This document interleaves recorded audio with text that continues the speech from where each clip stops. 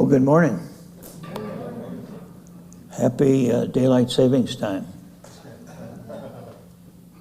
And to those who are on their way here, I wish them a happy daylight savings time. This is also the start of Ramadan, for those who celebrate that.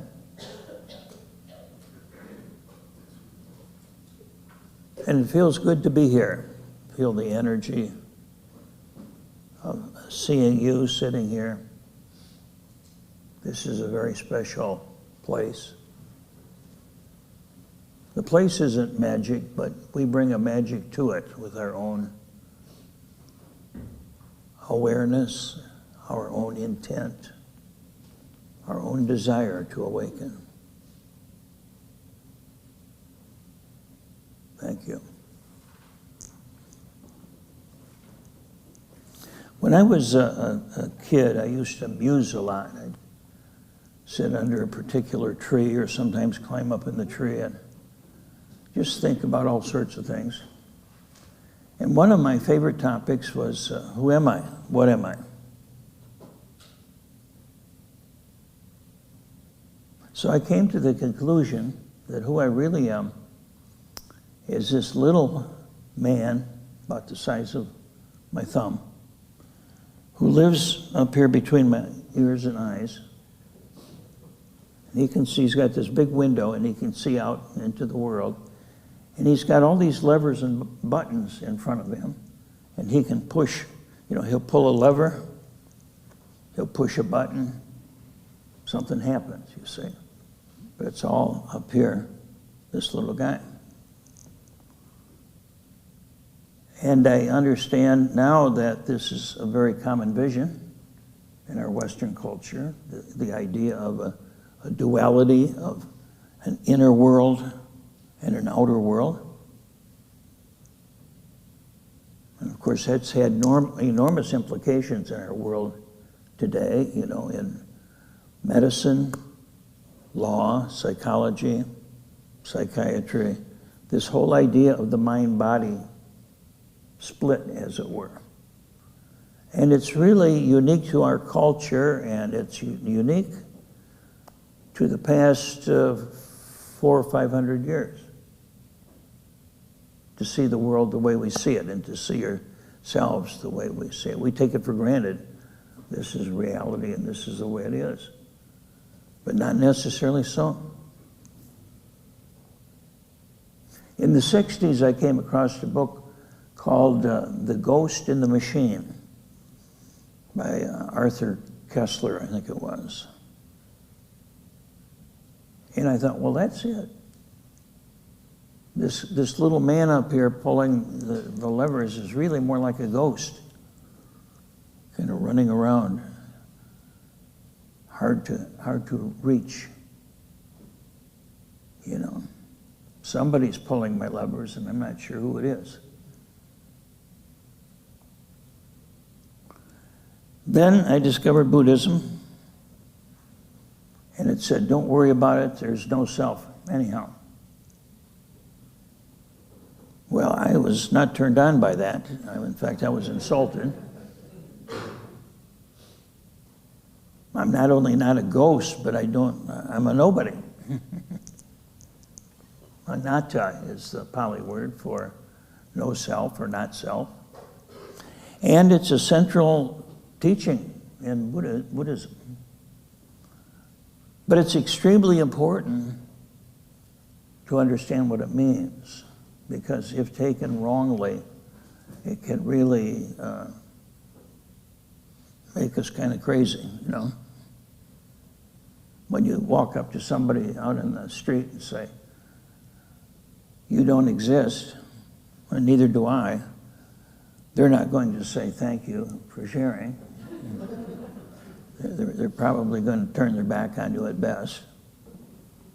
So this idea of anatta, of no self, seems rather crazy. And yet, when we think about it, our whole world is an enigma. Our whole life is an enigma. The other day I was talking via Zoom to someone in New Zealand. And I said, Dave, you should be upside down.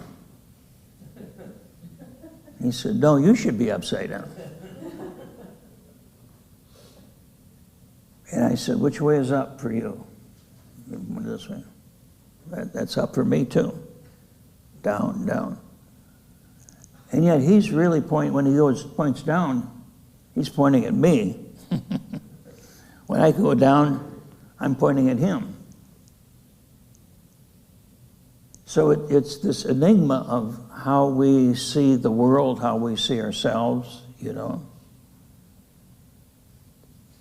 I could talk a long time about that, and I won't. But one more is the fact that we sit here meditating, attempting to sit very still,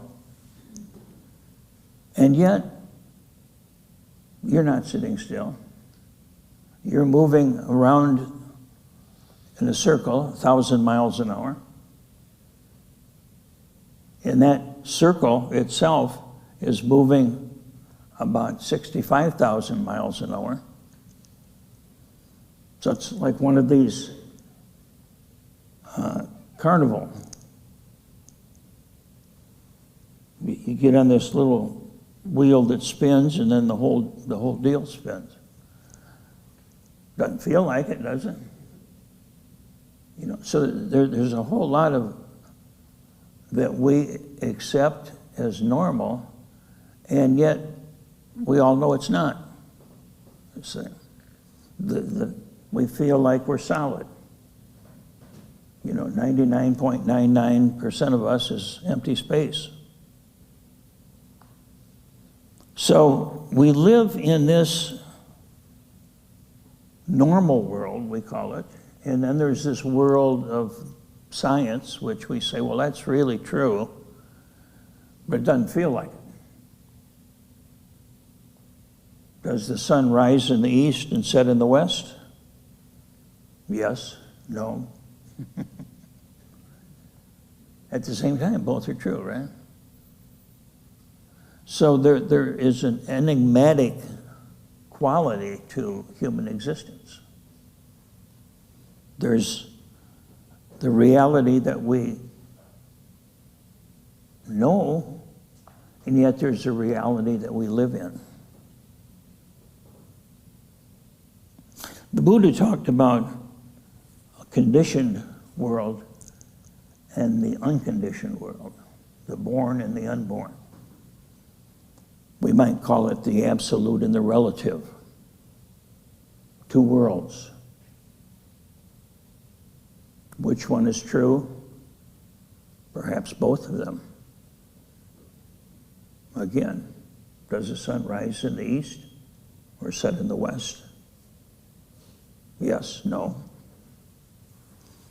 So the relative world that we live in, we all have something called a self, because it feels like a self. Whether or not it's real, it sure feels real.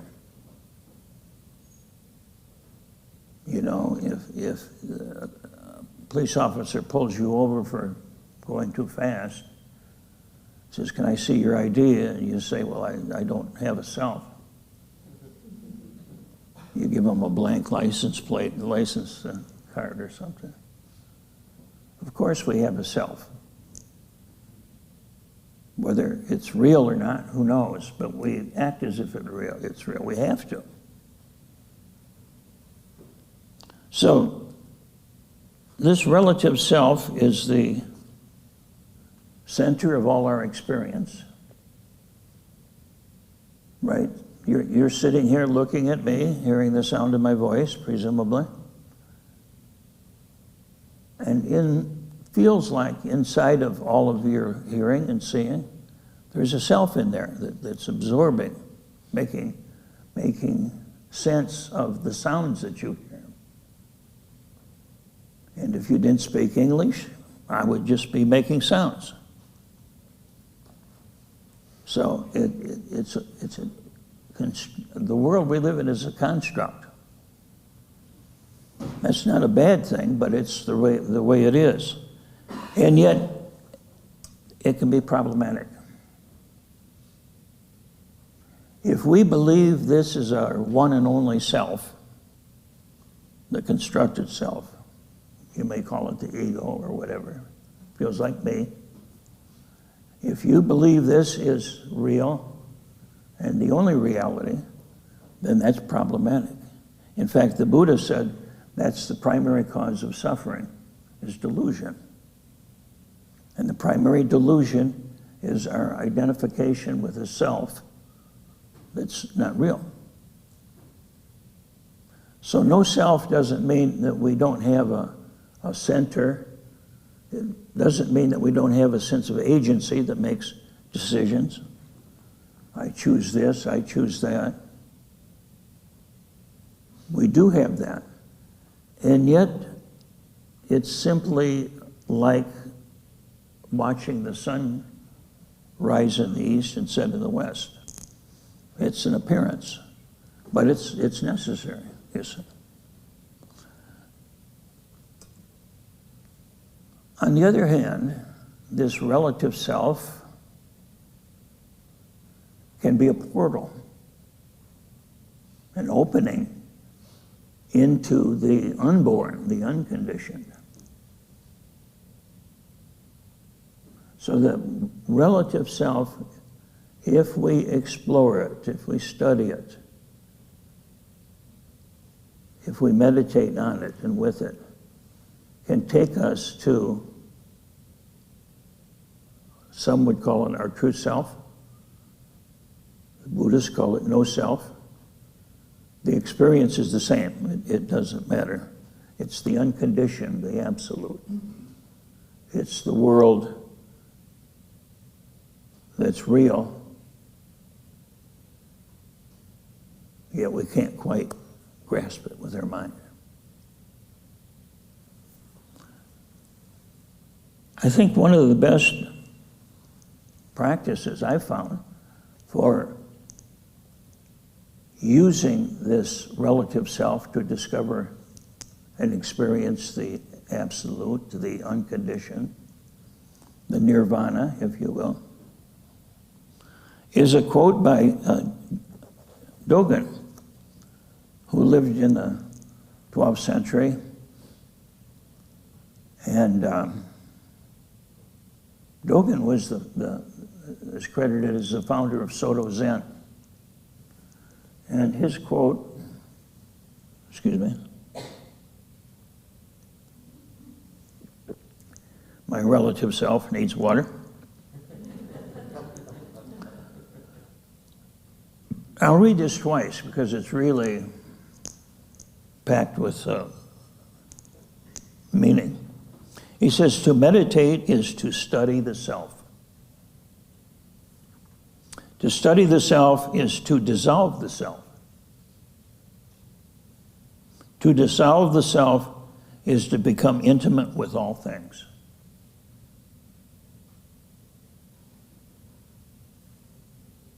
To meditate is to study the self. To study the self is to dissolve the self. To dissolve the self is to become intimate with all things. So let's just unpack that. Take a look at each one of those. To meditate is to study the self. So what does it mean to study the self? Well, it doesn't mean intellectually. It doesn't mean reading books or putting a microscope or a telescope in your brain or anything like that.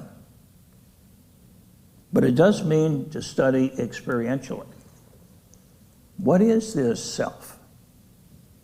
Not philosophically, who am I? But feeling this sense of self. I invite you to do it right now. Just kind of, who's that ghost in the machine? Who's that little guy pulling the levers?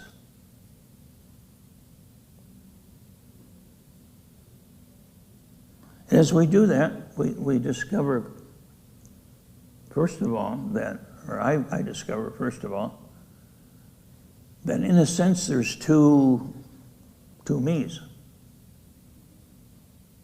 You know, if somebody stepped on my toe, I'd say, hey, that's my toe. It hurts. My toe hurts. So is that toe part of me? Yes. Is it me?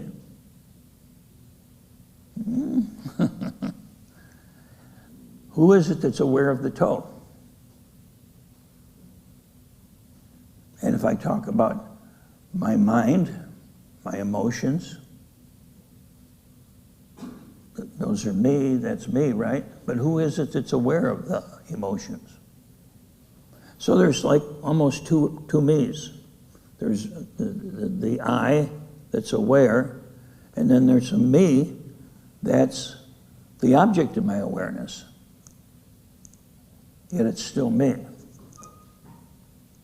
See, if somebody stepped on your toe, I probably wouldn't feel it, because your toe is not part of me. So there's an I that's aware, there's a me that I call self. But if I lost my hand, I'd still be me. You know, if you took away the me, there'd still be I. So, a quote from one of the Upanishads. Two birds, inseparable companions, perch on the same tree. One eats fruit, the other looks on. The first bird is our individual self, feeding on the pleasures and pains of his deeds. The other is the universal self, silently witnessing it all. So those two selves that I was talking about are the two birds that are referenced in the Upanishads. So I invite you just to be aware of the one bird that's hearing, seeing, tasting maybe in a little bit, feeling the body. And then there's another bird watching it all. Who's the one that's watching? Who's the one that's eating?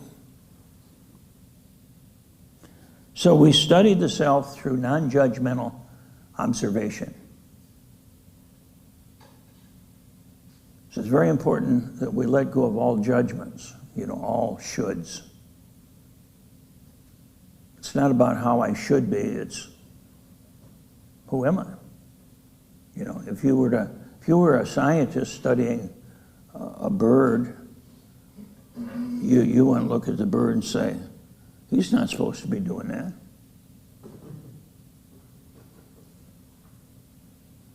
In fact, in his first book, the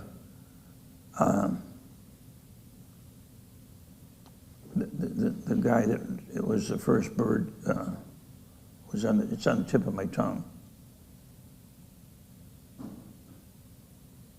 I can't remember, but anyway, the end of his first book, Audubon, James Audubon.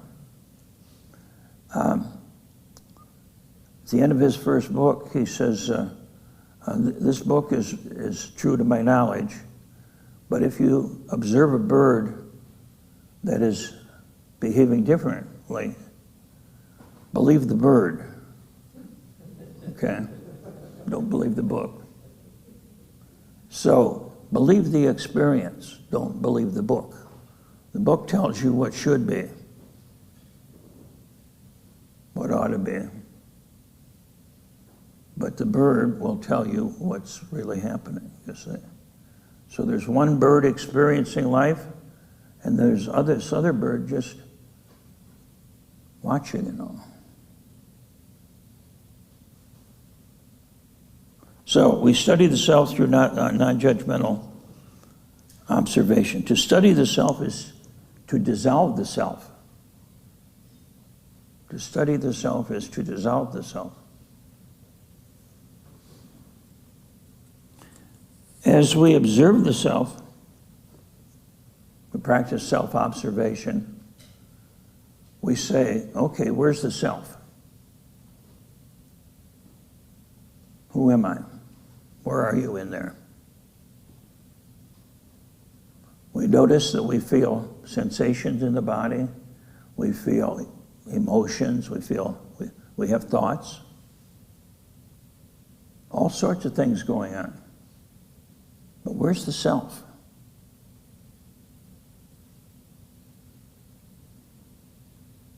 Psychologists tell us that with all the study of the brain, and not just psychologists, but brain scientists tell us that there's nowhere in the brain where the self is located. And physiologically, you can dissect the brain into down to each molecule. And you can't find where the self is. So as we continue to look for the self, we begin to see that it's not there. It's a ghost.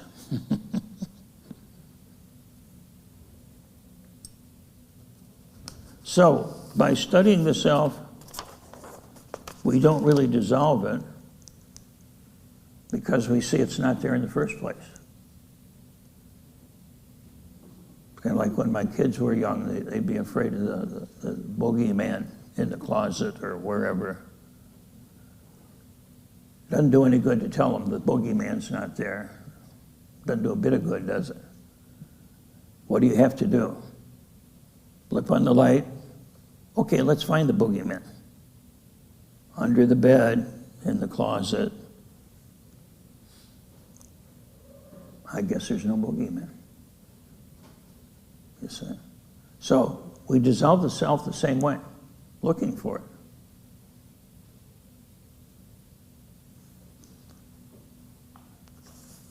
To dissolve the last statement, to dissolve the self is to become intimate with all things.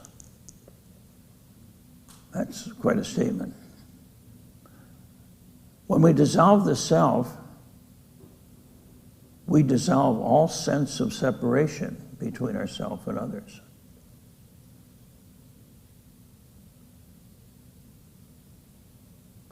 We can create a separation if we want to. I mean, this is my body, that's your body. We're separate beings, physically. But in our deepest nature, there's absolutely no difference.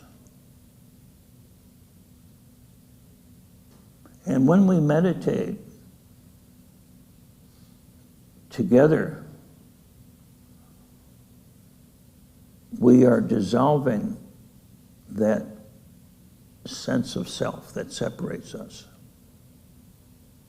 When we sit here for 10, 15 minutes in meditation, there is no you, me.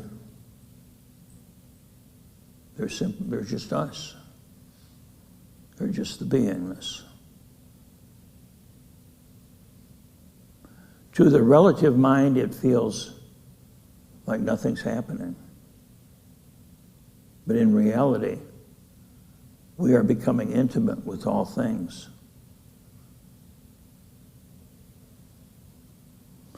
To become intimate with all things means to see that in your deepest nature, there is no essential difference between you and the rest of the universe. There's a superficial difference, but not an essential difference. So you are much more than a ghost in a machine. You are the universe. You live in the universe lives in you. And so it is. Thank you for your presence.